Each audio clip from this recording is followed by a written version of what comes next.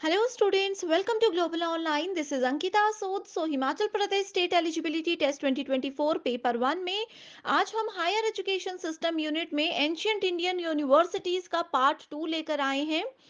Part 1 में already हमने कुछ इंपॉर्टेंट यूनिवर्सिटीज को डिस्कस किया था एंड साथ ही मैंने आपको ये भी बताया था कि कैसे क्वेश्चंस एग्जाम में आते हैं।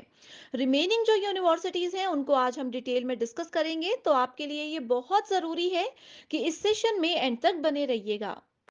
एग्जामिनेशन को अपने फर्स्ट अटेम्प्ट में क्वालिफाई करने के लिए पेपर 1 पर मेजर फोकस रखिएगा। यहाँ पर हम कंप्लीट कोर्स भी लेकर आए हैं स्टूडेंट्स, जो 100% आपको एग्जामिनेशन से पहले पूरा सिलेबस कवर करवाने की गारंटी देता है, वो भी डेली लाइव लेक्चर्स के साथ। इन लेक्चर्स में आपकी कॉन्सेप्ट क्लैरिटी के साथ साथ MCQs and previous year questions practice करवाए जाएंगे। मॉक टेस्ट अवेलेबल है जिसमें से एज इट इज क्वेश्चन जरूर एग्जाम में आते हैं। 2000 प्लस एमसीक्यू क्वेश्चन बैंक आपकी फाइनल रिवीजन को बूस्ट अप करेंगे, जहां पर आपको सभी स्टेट्स के previous year questions, expected and repeated questions मिल जाएंगे, वो भी आंसर्स एंड एक्सप्लेनेशन के साथ। अभी क्लासेस ज्वाइन कैसे करनी है, इसके लिए आपको ग्लोबल ऑनलाइन ऐप डाउनलोड करना होगा।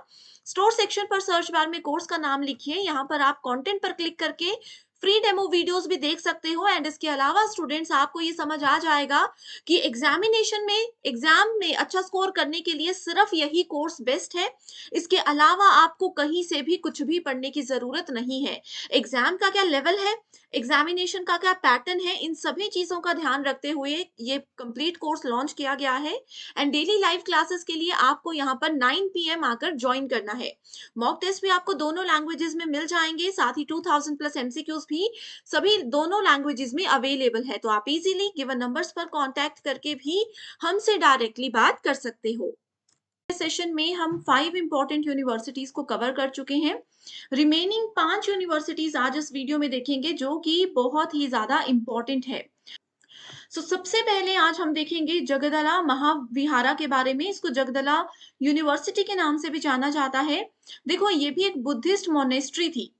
अब पहले क्या होता था, जितनी भी एंशियंट इंडियन यूनिवर्सिटीज है ना, वो यूनिवर्सिटी बाद में बनी। अब देखो, इसका जो भी इंफ्रास्ट्रक्चर और ये बिल्डिंग वगैरह आप देख सकते हो कि कैसी थी। पहले क्या होता था कि मेरे पास मान लीजिए कोई बच्चा पढ़ने आया, मैं उनको कहीं खाली ग्राउंड में या मंदिर में पढ़ाती थी।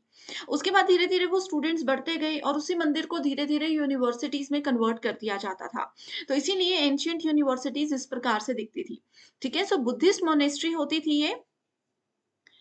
ओके, बौद्ध मठ होता था जहां पर बच्चे आया करते थे पढ़ने, और धीरे धीरे उसको यूनिवर्सिटी बना दिया गया। और ये बहुत ही इंपॉर्टेंट शिक्षा का केंद्र हुआ करता था। ये बांग्लादेश में है। ठीक है, बांग्लादेश में वर्तमान उत्तरी बंगला के एक भौगोलिक इकाई वीरेंद्र में है। ओके, किसके द्वारा इसको बनाया गया?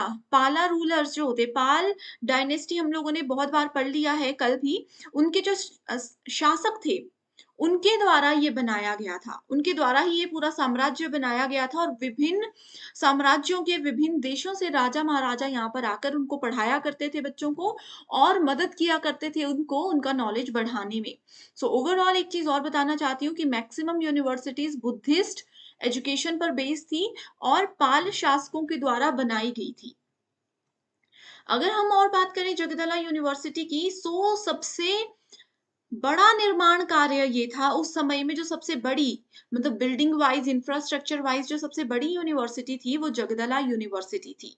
ये क्वेश्चन भी एग्जाम में पूछा गया है। एंड ये सबसे ज्यादा फेमस किस चीज के लिए थी? तांत्रिक बुद्धिज्म के लिए थी। तांत्रिक बौद्ध धर्म के अध्ययन के लिए ये यूनिवर्सिटी फेमस थी। ये भी एक इंपॉर्टेंट स्टेटमेंट है। जैसे कल हमने पढ़ा था ना, बहुत सी यूनिवर्सिटीज युद्ध के लिए, लॉ सब्जेक्ट के लिए, पॉलिटिकल साइंस के लिए फेमस थी, वैसे ही तांत्रिक विद्या के लिए जगदला को सबसे प्रसिद्ध यूनिवर्सिटी माना जाता था। तो जो भी तांत्रिक विद्या जानना चाहते थे, वो इसी यूनिवर्सिटी में आते थे। यहाँ पे बहुत से तरीकों से पढ़ाया जाता था। Okay, according to Tibetan works, many books were translated to the Tibetan language at Jagaddala. अब देखो क्या होता है, मान लीजिए कि हिंदी लिटरेचर है, इंग्लिश लिटरेचर है, वैसे डिफरेंट लिटरेचर्स होते हैं। उसमें जो बुद्धिस्ट लिटरेचर है, उसको तिब्बतियन वर्क में कन्वर्ट किया गया था जगदला यूनिवर्सिटी में ही। एंड ये जितनी भी स्टेटमेंट्स मैंने अभी तक बताई हैं, ये सब प्रीवियस ईयर क्वेश्चन से मैं लेकर आई हूँ। नेक्स्ट यूनिवर्सिटी है मिथिला यूनिवर्सिटी। ओके, ये एक ब्राह्मणिकल सिस्टम था एजुकेशन का, ब्राह्मणवादी प्रणाली थी। उसका एक प्रमुख स्थान था मिथिला यूनिवर्सिटी। अब जैसे इतनी देर से हम बुद्धिस्ट पीरियड और बुद्धिस्ट बौद्ध धर्म की बात कर रहे हैं, सो वैसे ही मिथिला यूनिवर्सिटी भी बौद्ध धर्म के समय में बनाई गई थी एंड यहाँ पर थोड़ा बहुत ब्राह्मण से रिलेटेड जो एजुकेशन है वो भी दी जाती थी। अब देखो इसका नाम विदेह रखा गया था पहले। राजा जनक, मैंने कल आप लोगों को बताया था ना कि राजा जनक कौन थे? माता सीता के पिता थे। राजा जनक धार्मिक सम्मेलनों का आयोजन करते थे किस यूनिवर्सिटी में? मिथिला यूनिवर्सिटी में। ये क्वेश्चन एग्जाम में आता है बहुत बार। जैसे गेस्ट लेक्चर्स के लिए अभी एक्सपर्ट फैकल्टीज को बुलाया जाता है टेम्परेरी बेसिस पर, है ना? वैसे ही वहां पर उस समय मिथिला यूनिवर्सिटी के दौरान राजा जनक आया करते थे यूनिवर्सिटीज में अपना ज्ञान सबके साथ शेयर करने के लिए। अगली यूनिवर्सिटी है नादिया। नादिया यूनिवर्सिटी को पहले नवद्वीप यूनिवर्सिटी कहा जाता था, तो कंफ्यूज मत होइएगा। जैसे मैंने आपको कहा था तक्षशिला और तक्षशिला ये दोनों एक ही यूनिवर्सिटी हैं, ठीक है? वैसे ही नादिया और नवद्वीप एक ही यूनिवर्सिटी है। ये कहाँ पर है? ये बंगाल में है। ये बंगाल में गंगा और जलंगी नदियों के संगम पर स्थित है।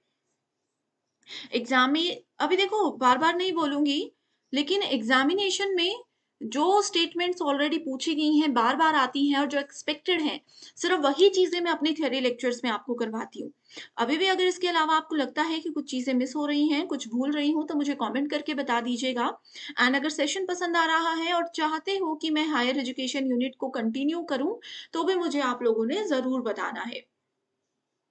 अब ट्रेड और कॉमर्स के लिए सबसे बेस्ट यूनिवर्सिटी नादिया यूनिवर्सिटी थी। यानी कि व्यापार से रिलेटेड पढ़ाई और वाणिज्य से रिलेटेड पढ़ाई के साथ साथ संस्कृत भी, अपनी संस्कृति के, अपने कल्चर के बारे में भी पढ़ने के लिए अगर कोई इंटरेस्टेड होता था, तो उनके लिए सबसे पहला ऑप्शन नादिया यूनिवर्सिटी ही रहता था। यहाँ पे समय समय पे बहुत ज्यादा स्कॉलर्स थे, बहुत ज्यादा विद्वान थे, जो कि आए, पढ़े और एक बहुत अच्छे लेवल पर अभी काम कर चुके हैं।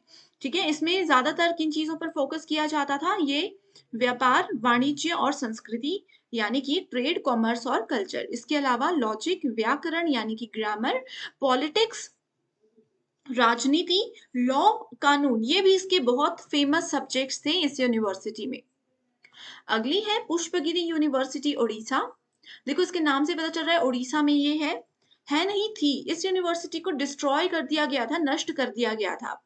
इसमें ये क्वेश्चन पहला तो आता है कि पुष्पगिरी यूनिवर्सिटी कहाँ पर है? तो ये है ओडिशा में। इसको किन्होंने नष्ट किया था? तो मुस्लिम पीरियड के दौरान, देखो भारत पर मुस्लिम आक्रमण के दौरान इस यूनिवर्सिटी को नष्ट कर दिया गया था। अब आपको पता है जब मुस्लिम कम्युनिटी का हमला हमारे देश में हुआ था, इंडिया में हुआ था, तो उस दौरान उन्होंने जो एंशिएंट चीजें थी, जो प्राचीन काल से हमारी बहुत फेमस चीजें थी, उनको सबसे पहले नष्ट किया था एंड पुष्पगिरी यूनिवर्सिटी भी उनमें से एक थी। ठीक है? इसे 1993 ईसा पूर्व में ईसवी में तुर्की के वखीतर खिलजी ने नष्ट कर दिया था। तो ये नाम, ये स्टेटमेंट्स आपको याद होनी चाहिए।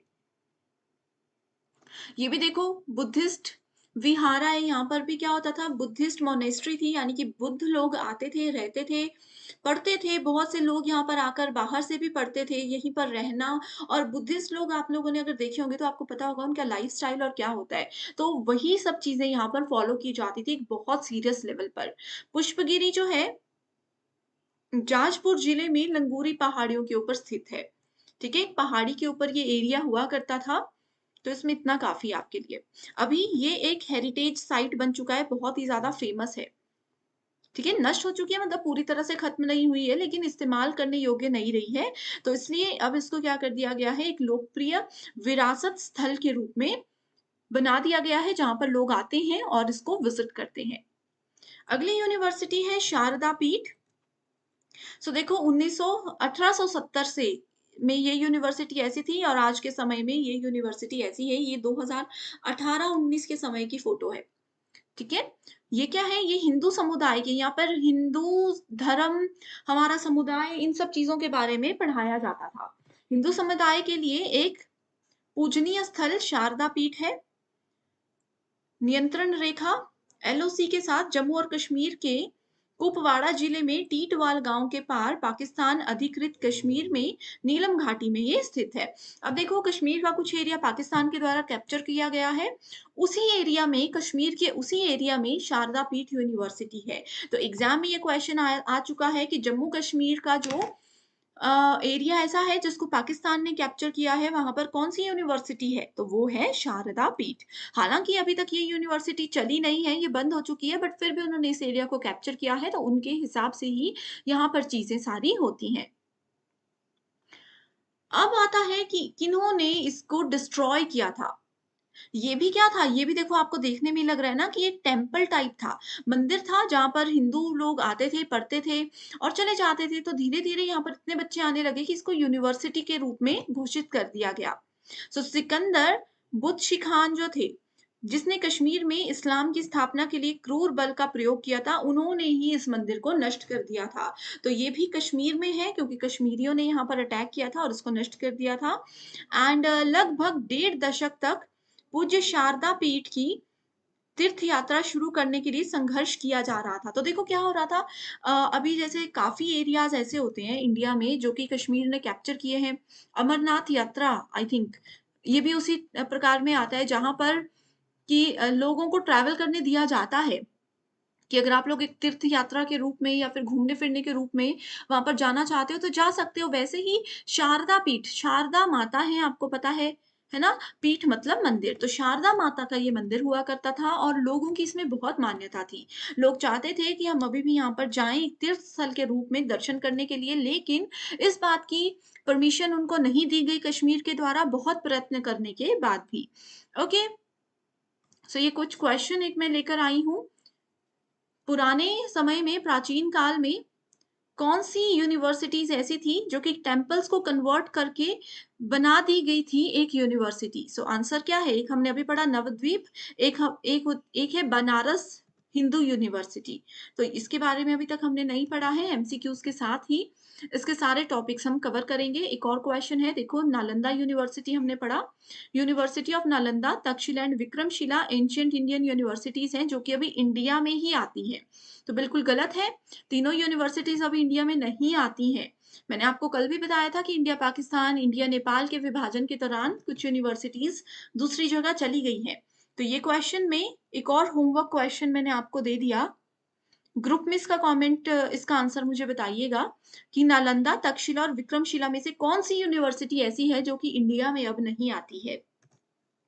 जो स्टूडेंट्स ग्रुप में रिप्लाई करेंगे उन्हीं की आगे की रिक्वेस्ट को पूरा किया जाएगा। ओके, स्टेटमेंट 2 है, entrance test of its own kind was prevalent in ancient seats of learning of India. Bharat के सीखने के प्राचीन केंद्रों में अपनी तरह का प्रवेश परीक्षा प्रचलित थी। तो देखो, ये एंट्रेंस एग्जाम की बात की गई है कि इंडिया में भी अपने प्रकार का एक एंट्रेंस एग्जाम होता था, जिसको देकर बच्चे ऐसी बड़ी यूनिवर्सिटीज में आते थे। तो ये स्टेटमेंट करेक्ट है, ये गलत है, क्योंकि ये तीनों में से कोई एक यूनिवर्सिटी ऐसी है जो कि अभी इंडिया में नहीं है। तो ये देख लो आंसर, बहुत इजी क्वेश्चन है, सब चीजें हमने डिस्कस की हैं कल। आपको क्लियर आइडिया हो रहा होगा कि अभी तक हमने जो पढ़ा है वैसे क्वेश्चंस यहाँ पर आ रहे हैं, है ना? अष्टाध्यायी किसके द्वारा लिखी गई थी? तो ये पाणिनि के द्वारा लिखी गई थी। कल हमने डिस्कस किया था कि पाणिनि कौन सी यूनिवर्सिटी से पढ़े हुए हैं, कमेंट करके बताइए, रिवीजन हो रही है आप सबकी, ये जो क्वेश्चंस मैं देती हूँ, ठीक है? सो पाणिनि कौन सी यूनिवर्सिटी से पढ़े हुए थे जिन्होंने अष्टाध्यायी हमें दी थी और जिस चीज के लिए ये बहुत ज्यादा फेमस हुए थे। ओके, सो ये कुछ क्वेश्चंस हैं। इसके अलावा अगर कोई भी डाउट है, कोई भी क्वेरीज हैं, तो मुझे कमेंट करके जरूर पूछिए। वीडियो पसंद आई है, मैं इसको कंटिन्यू करूं, तो भी मुझे कमेंट कीजिए ताकि मैं मोटिवेटेड रहूं और एग्जाम तक आप लोगों के लिए बेस्ट कोर्स लेकर। आई होप स्टूडेंट्स ये सेशन आपको बहुत पसंद आया है। कोई भी डाउट हो, कोई भी क्वेरीज हो, जरूर मुझसे पूछ लीजिएगा। अगला टॉपिक कौन सा चाहिए हायर एजुकेशन का, ये भी बताइए। So thank you so much and I wish you all the very best.